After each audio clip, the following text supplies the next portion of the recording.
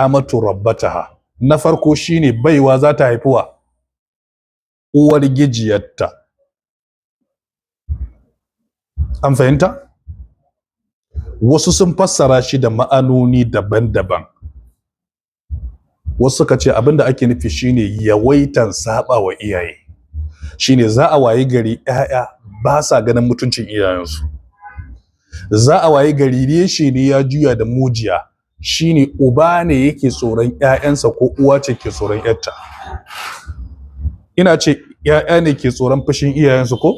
To za a wayi gari iyaye ke tsoron fushin ƴaƴansu. Ana yi ko ba yi? Ana yi. Uba ne ke daka wa ɗansa tsawa ko uwa ta daka wa ƴarta tsawa ko? To yanzu ana kaiwa matakin da ƴaƴa ke daka wa iyayensu tsawa. Da Allah ana yi ko ba yi? To kaga manzo Allah ya faɗa cewa za a zo lokacin idan ka duba shekara 20-30 baya ba wannan abin. Amma manzo Allah ya faɗa kuma gashi nan kasratul uquq, yawaitan saba wa iyaye. Dama manzo Allah ya ce daga cikin abubuwan da za su zamanto abubuwa ne da al'umma suka rasa. Akwai yanke zumunci sannan akwai saba wa iyaye. Akwai wani bidiyo da yake yawo a TikTok da wasu yara mata guda biyu da aka sa su suka yi bidiyo bayan ubansu ya rasu, sai suke wa uban Allah ya isa bayan mutuwarsa, kuma suke mishi mummunan addu'a, sannan suka yi ce gwara da Allah ya sa ya mutu. Wannan ubansu ne da ya haife su. Laifin uban a wajensu shine tun suna yara ya rabu da uwarsu, ya ƙi kulawa da su, bai san cin sa, bai san shan sa, bai san ya saka rayu ba, bai ma kuma zuwa ya duba su. Amma yanzu sun ji labarin ya mutu, suka ce gwamma da Allah ya sa ya mutu, sannan suna mishi fata kaza da kaza da kaza. Ina ji wasu sun ga bidiyo a social media, ba daɗin ji. To ka san shi media, a da nakan ɗan yi mamaki game da media idan na ga wasu abubuwa, to amma yanzu bana mamaki. Kun san me yasa bana mamaki? Duk abin da kake tunani da ma zai zo a ranka ba za ka yi ganin shi a media. Me yasa? Saboda media wani duniya ne da ta haɗa mutane daban-daban, wanda dama abin da yasa baka jin me ke faruwa saboda babu wannan ne, babu sadarwa ne. Shi yasa kake tunanin kamar wani abu ba zai iya faruwa ba. To yanzu da akwai media, komai ka sa a ranka zai iya faruwa, saboda al'umma ce da aka tattare ta da masu halayya daban-daban, kuma duka kowa yana kan network. Dalilinsu, to amma a musulunci wannan dalili ya cancanci babansu ya samu wannan addu'a? Bai cancanta ba. Abba haifin bai kyauta ba, amma Allah da ya tashi magana game da iyaye, kun san duk rashin kyautawa da mutum zai yi bai kai shirka ba. Ai shirka ita ce kat ko? To amma Allah ya ce wa in jahadaka ala an tushrika bi ma laysa laka bihi ilmun, sai ce me? wala tuti'uhuma. Idan suka ce kai shirka iyayenka, Allah ce karka musu biyayya, amma sai ce wasahibuhuma fi dunya ma'rufa. A shirkan ne nace karka musu biyayya, amma a sauran al'amura ka kyautata musu. Kaga kenan ɗa bai da ikon yi wa ubansa, Allah ya isa. Ya ba ta da ikon ta watawa, Allah ya isa. Kai a ƙarshen lamari ma ba ma babanka ya hana ka hakkinka ba ko? A'a, hakkinka ma ya ɗauka ya ci halal a musulunci. Mahaifiyarka ta ɗauki kuɗinka ta ci ba ta maganan bashi ba. A kila ajiya ka bata, mama ga ajiya na baki da Allah, zan zo an tsara na kaza, kafin kana da ta ce kai fa kuɗin nan na ci. To a yanzu baka da wata zabi, wannan kuɗin da kai da kaya duk mallakan wuya ne, in ji manzon Allah. Domin wani ne ya kai karan mahaifinsa wajen manzon Allah cewa na tara dukiya mahaifina ya bi ta kai. Sai manzon Allah ce yanzu karan mahaifinka ka kawo ma? To ai da kai da kaya duk mallakan wuya ne. Ma'ana dukiyanka ba zai biya wannan haihuwan da mahaifinka ya maka ba zai biya ba. Ashe ko da mahaifinka bai kula da kai ba, sai Allah ya tasar da kai, so dama ya nuna maka ai ba shine mai kula ba, Allah ne mai kula tunda ka rayu.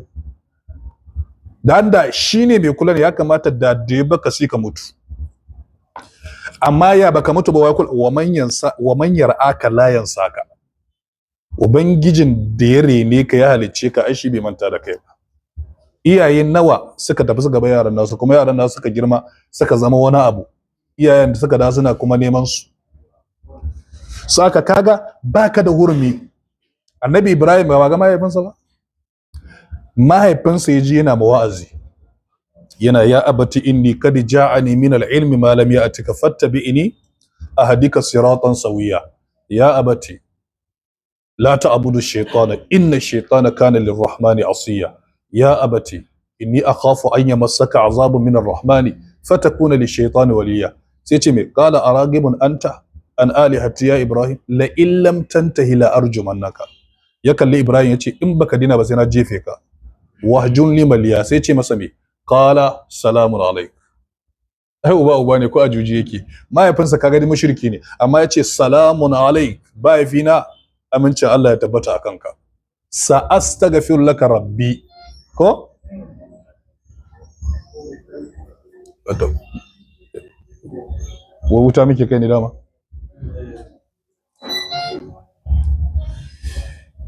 Kai bayan ya ce mafa salamun alaika sai ce sa astaghfir laka rabbi, mahaifina ba zan sallama ka ba, wallahi sai na nema maka gafaran ubangiji na, sai na nema maka ne gafaran ubangiji na, duk da rakin kyautawan dawa. So amma fa abin da nake so ku gane a wannan matakin, su yaran ba su kyauta ba, baban ma bai kyauta ba, shine karatun. To amma kun san illar idan ka haifi yaro 1, 2 zuwa 3, kun san kullum lakcan mu shine yara su yi wa iyaye biyayya ko? Ai ita ce lakcan mu. To amma mafi hatsarin abin da zaka iya fahimta shine in an je lahira ko, kafin Allah ya tambayi dan biyayya ga mahaifinsa sai ya tambayi uban amanan dan. Shine ka'ida. Kafin kuma ya wayoyo dan ya ce ka bi mahaifinka, to sai an tambayi baban. Shi yasa annabi ya ce kullukum ra'in wa kullukum mas'ulun an ra'iyya. Dukkaninku masu kiwo ne kuma sai an tambaye ku akan kiwa. Za a tambayi ƴaƴan, za a tambayi wa.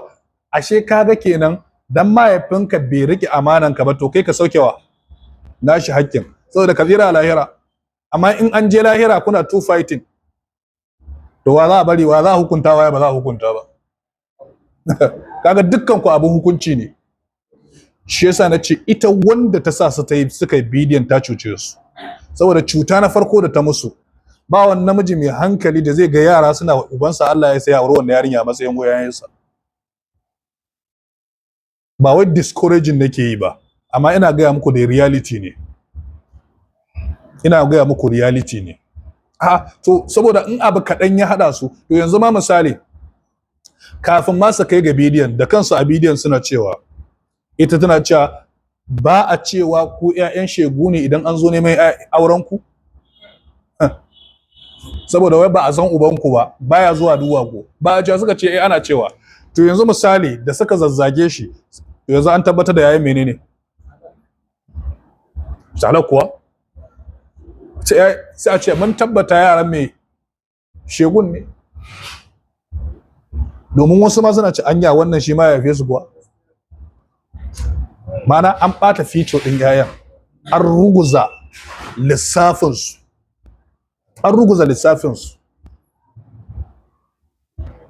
amma kaga irin wannan lissafin na batun iyaye su yi watsi da hakkin yayansu, wannan ba zai fa irguwa arewa ba. Saboda mu mun fa fahimta a ita zuba yayan, amma haƙƙin tarbiyyar mutane ba sa ganin shi da girma, domin zan tabbatar maka tarbiyya ya fi ragon suna wahala, tarbiyya ya fi kuɗin school fees wahala, tarbiyya ya fi kayan sallah wahala. Duk wa'innan abubuwan suna zuwa kuma bayan tarbiyya ne. Ta amma mutane shi lissafinsa shine yanzu matan shi ta yi ciki na zai samu ragon suna. Ba fa ya lissafin wannan yaron idan ya haife shi wani irin kaya ya ɗora wa kansa na amana, domin yadda Allah ya baka shi haka ya baka shi a sadda ya girma. ɗanka zai ci gaba da zama a karkashin kulawanka har lokacin da ya balaga. Lokacin da ya balaga ne shi kenan yanzu zai zama mai cin gashin kansa, duk abin da ya rakito kansa ko a dokance a hukumance ya kai ɗauri bare a wajen Allah. To in ya balaga shi kenan. Ya mace kuma sai ka aurar da ita, ta sauka daga kanka. So amma kaga duk abin da suka yin nan duka yana koma karkashin abin da ya aikata ne. Ma'ana wannan abin da suka yana cikin aljaza'u min jinsi amalihi, yana daga cikin sakamakon aikinsa. Ma'ana aikinsa ne ke bin sa tun a duniya kafin kuma ya je tsaya da su a lahira ya faɗi dalilin da yasa ya watsi da su, kuma sai ya zama darasi wa duk iyayen da suke watsi da 'ya'yansu su kama kansu yi gaba. Sai a ce an bawa iyaye mata, saboda ya san ita wannan macen duk yadda za ta buga da nemo yayan za ta yi. Suna nan da yawa. Akwai iyayen da yanzu yaran da ubansu yau ya kwanta ya mutu ko gezau wala ko a jikinsu, saboda ba su taɓa ɗaukan shi a matsayin uba ba, saboda ba su san menene shi, ma'ana ba su san ya ma ake zama uban ba ma. Su dai sun san ko ya haife su, amma ya cancance zama uba bai cancanta ba. To kaga yanzu wannan yaran su wannan uban nasu bai cancanta ya zama ubansu ba, su ma ba su cancanta zama yayansa ba. Sun tsine wa juna. Ni dai wala ban taɓa ganin wannan abun ba, kuma ana alfahari. Amma ita wanda ta sa su suka yi bidiyon sai ta ce kuma ita ga nata yara, amma ita me yasa bata sa nata yaran sun ubansu haka ba? Ko kun bayyance abin da kyau? Ban san ko ka ga bidiyon ba, kuma ban san ko ka ji wannan gabar da take cewa ni ma ga nawa yaran ba, cewa ban sani ba ko ni kadai na ji wannan gabar. Ka je ka ƙara ji, za ka ji wannan gabar da nake gaya maka. Ni nake kulawa da su, ni nake kaza, ni nake kaza, amma ta sa su ma ubansu haka ba. Wato irin wannan matakin hakuri ake, in kai hakuri sai ka ci riban wa. To wannan abin da annabi ya faɗa kaga zahirinsa shine za a wayi gari ɗa ma zai zo yana kai iyayensa kotu. Kasratul huquq, alama na zuwan ƙarshen duniya shine zaka ga mutane suna saba wa iyaye. Za ga 'ya'ya sun zama shugabanni akan iyayensu, sai yadda suka yi da iyayen. Wa antar al-hufata al-urata, sannan zaka ga mutane hufata ba takalma, urata tsirara, al'ala talakawa, ri'a ash-sha'i suna kiwon dabbobi, amma yatatawaluna fil bunyani, an wayi gari suna gasan gine-gine, wanda a da ga irin rayuwar da suke. Amma a yanzu fa ma'ana annabi yana nuna mana alaman gine-gine manya masu bene alama ce ta tashin kiyama. To yanzu fa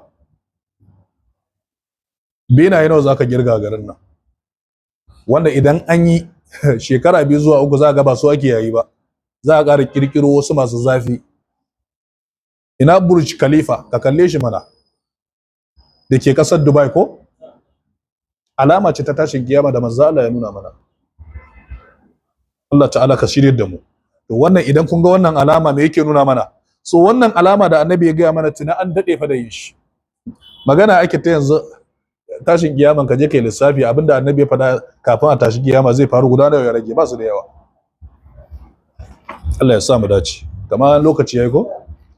To za mu tsaya akan wannan insha Allah ta'ala.